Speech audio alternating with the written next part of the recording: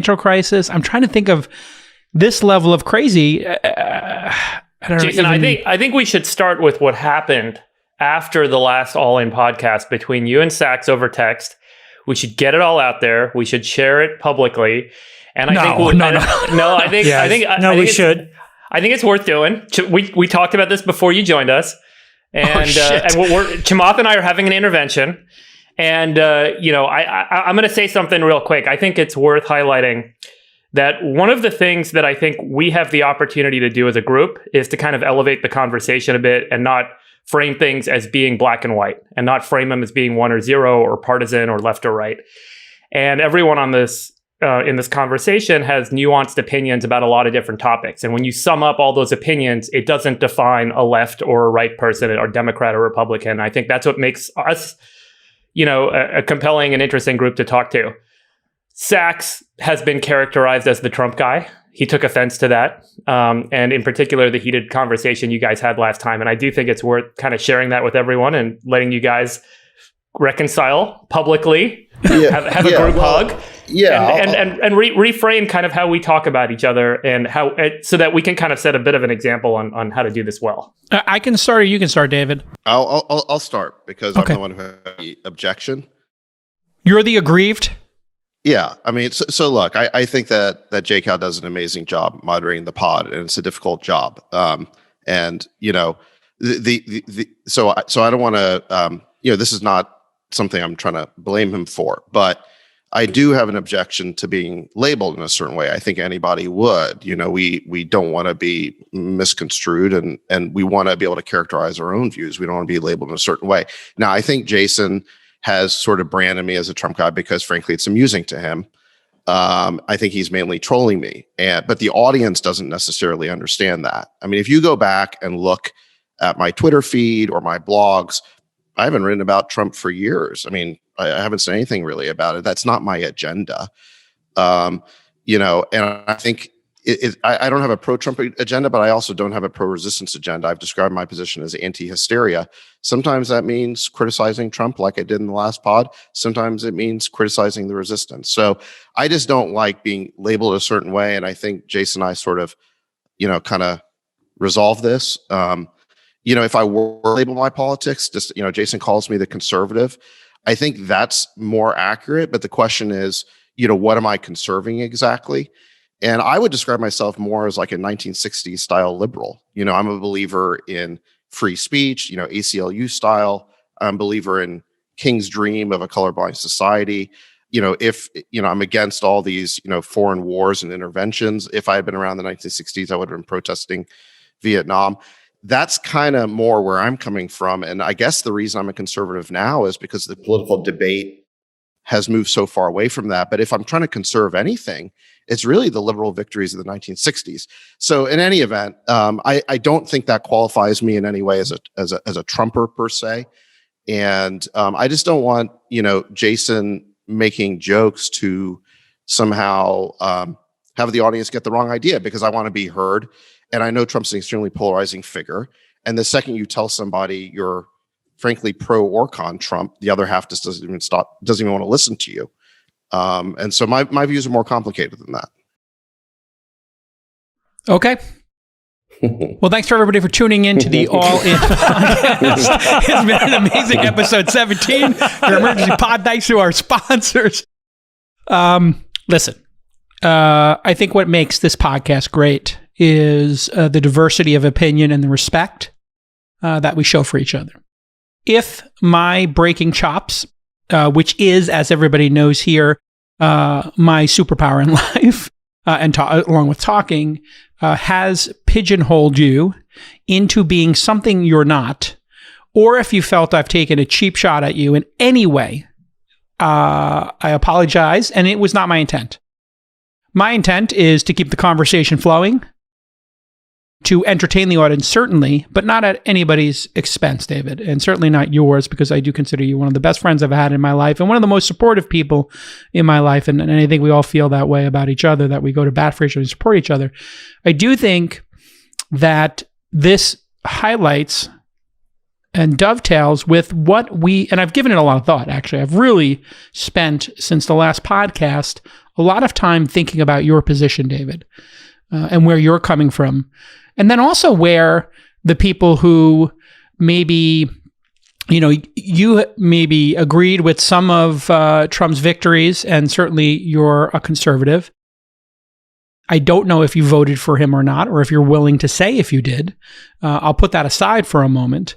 But I do think that we're all seeing in our families, in our lives, and now as a nation, what is the off-ramp here to the people who supported Trump up until this coup attempt and this ugliness? And then how do we reconcile it, right? That is the grand reconciliation here, is the thing that has me very concerned, because we're a microcosm, David. You and I are, unbelievably close friends for a very long period of time. And we struggle with, I think, Trump. Trump is, as I was saying in our group chat earlier, it's like the trolley car problem. Like, people will be pulling up, how do you deal with Trump, as the example of, what do you do if the trolley car, is going to kill one person or five, and do you, the brakes broken kind of situation.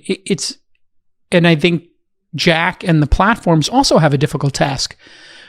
Do you leave this person up after what we saw on Wednesday? And a lot has changed since Wednesday. Can I just say something? I'll leave it at that, and then I'll throw it to Chamath. I don't want to. No, Jason, here's the thing. I think that we all have views. And I think the thing that I respect the most about Sacks is that his views are independent of the candidate du jour. And I think his views, quite honestly, are in many cases the most well-reasoned and well thought out, because he's frankly, one of the smartest people in our friend group, if not probably the smartest. So I think what it speaks to is the fact that you can have these momentary sort of pauses where you have these people that are so polarizing that you forget that there are legitimate views on both sides. I mean, I would characterize my political views as, in some cases, like deeply conservative, meaning get the government out of the way. They're a bunch of incompetent fucking buffoons. And on the other side, on some issues, I think that they should be extremely interventional, like in healthcare or in climate change, because it's just so dire and there needs to be a public mandate in order to drive change. I don't know where I fit anymore, especially because it's harder to be nuanced, as Friedberg said at the beginning, without sounding like a complete crazy person, because one word triggers the other side against you. So I think the thing that I just want all the listeners to appreciate, not just amongst the four of us, but also amongst their own friends, is having a little patience and tolerance here is really important, because we cannot become the worst of ourselves, especially because of a single person who will be rendered with an enormous asterisk beside his name. And by him, I mean Trump, for the rest of our natural lives. And so let's just not allow what one person has been able to do to malign all of our natural ability to just not be completely stupid, quite honestly.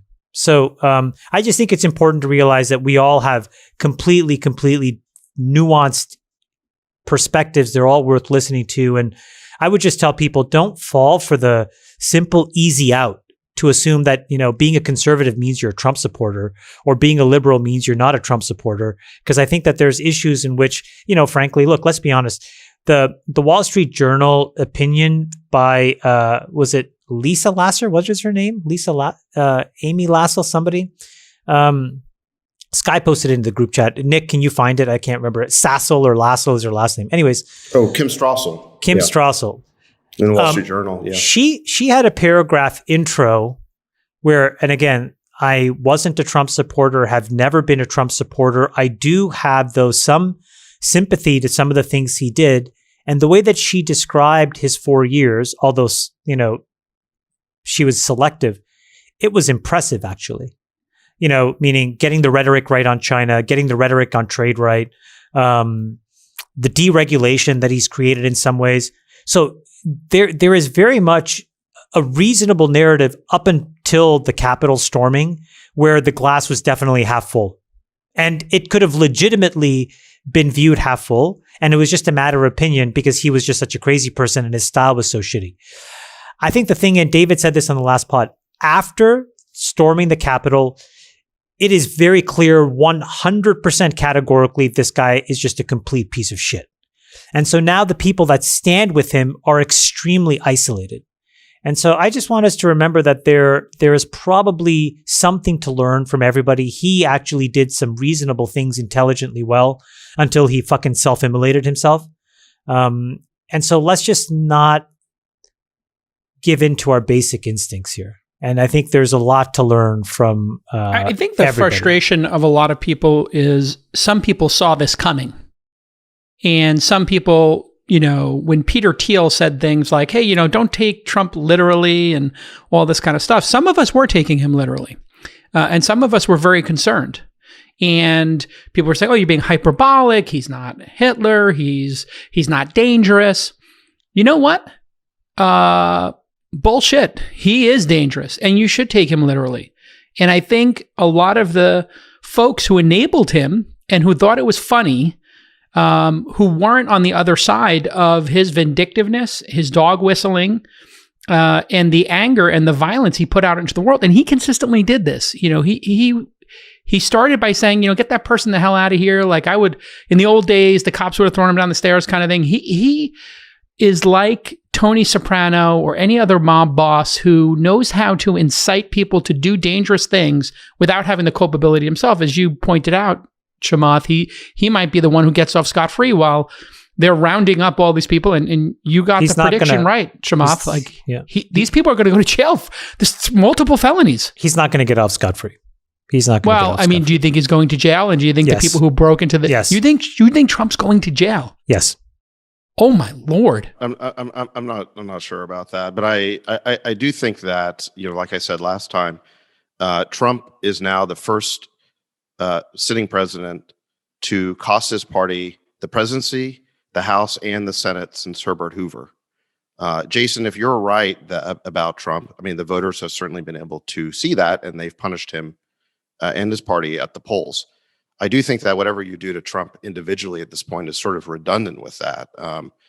He has now cost his party any share of the power, any share of the power in Washington. So can I ask you a question, David? When I made that point about Peter Thiel and the people who supported him early, do you have any regrets in your own thinking about being supportive of Trump in his early years? You're coming at this from a place I've never even come at it from, which is I'm not like a partisan person. Mm-hmm. When Trump won the election in 2016, my first reaction was not, is this, hard, right or wrong? What side am I on? My first reaction was, why did this happen? I tried to understand it. Mm-hmm. I read, the Hillbilly Elegy author. I was, my surprise at that happening caused me to ask questions. And, what I think became really clear is that Trump won despite his manifest, flaws because of the failure of the elites. He was, he's this sort of outsider populist. And the country was trying to send the elites, bipartisan elites. Yeah, everybody wanted to change. And what was that message? That, to Chamath's point, for the last 20 years, the bipartisan consensus in Washington has been to feed this Chinese tiger until the dragon is now potentially on the cusp of supplanting us as the sort of richest economy in the world. We have mired ourselves in these forever wars in the Middle East. Again, these were things that both Democrats and Republicans got us into. So my reaction, was first and foremost to try and understand it. And then once he was in the presidency, I didn't see my job as being to be part of some crazy resistance. There needed to be a rational opposition to Trump, and there was never a rational opposition. People would basically object to anything he said just because he said it. Which then made your side, and I'm going to say your side, the conservative side. I wouldn't say your side. The conservative side dug in because they were like, well, the left's being hysterical. We're going to dig in. Not really. If you've been reading National Review for the last few years, and especially the last 2 months, there's been plenty of criticism of Trump. Well, I was thinking more Ted Cruz, Lindsey Graham, all these people who said they would be never Trumpers became right in line Trump supporters. And they're partisan. They're politicians. They're part of the party. For people who care about ideas, what I would say is I didn't change my ideas one way or another because Trump might happen to agree with one of them. Friedberg, what's your take? I don't like talking about Trump. Well, that is kind of, I think, where we're getting to. This is the. Look. What's the off ramp here, Friedberg? What's the end game? You guys remember how the Emperor came to power in Star Wars? He was Palpatine turned the Republic against itself, and then he emergency powers. Look, to Sacks's point, like I care more deeply. I care very little about Trump the person, and I care more deeply about the motivations of people that want a person like that in power, and I care more deeply about the way the dialogue is happening to resolve ideas and to resolve to decisions in this country right now. That is why I think that, in my vote last year, in our last 2 podcasts ago, which seems like 10 years ago, was that the biggest political failure of 2020 is the Institute of American Democracy. And it's only gotten worse in the last 2 weeks. And I think that the mechanism by which we have debate is lost. It's from everyone from the Republican to the Democratic leadership. It is attacking and finger pointing, and there is no resolve for forgiveness. There is everything is all about justice and winning. And there is no resolve for objectivity and discovering the truth and doing the best thing for people, not the best thing for party, and doing the best thing for country. And that's really easy to say and really, really hard to do, as I think everyone is realizing. Because as soon as you say, let's bring the country together, half the country raises their hand and says, but I want justice, and we can't come together till we have justice. And so at what point do you break the cycle? Revenge never ends until someone steps down first and says, you know what, I give up. I'm going to end up in the losing position. But at that point, maybe reconciliation can begin. And I'm more concerned about the heat, the temperature, and everyone says turn it down, but no one's actually turning it down. And so, the legacy of Trump, I honestly care less about. I care much more about going forward. How do we resolve to decisions that aren't all about the Democrats overrunning? And I was actually upset about Georgia, because I do think it's a problem if you have a one-party state and we don't have balance, and we don't have a forum for conversation, and we don't have a forum, for coming to kind of objective sentiment that's best for the people. And so I'm much more interested in flipping the conversation away from Trump and trying to think about going forward. What are the things? What are the forums? What are the mechanisms that we can have to create equity in the country, to create reconciliation, to create balance in decision making, and to turn down the temperature so that Chancellor Palpatine doesn't become the evil emperor, and that we don't lose to China, and all the things that are kind of emerging as being the unfortunate outcomes. Yeah, we have 3 or 4 major wars we need to solve: the pandemic, China, wealth inequality, global warming. Chamath, do you think at this point in the podcast we should walk through what's happened since Wednesday vis-a-vis, Trump being deplatformed, or do you think we should talk a little bit about and skip to reconciliation? I think we have a fork in the road here. As the moderator, I'll just ask Chamath, maybe you could pick which direction we go.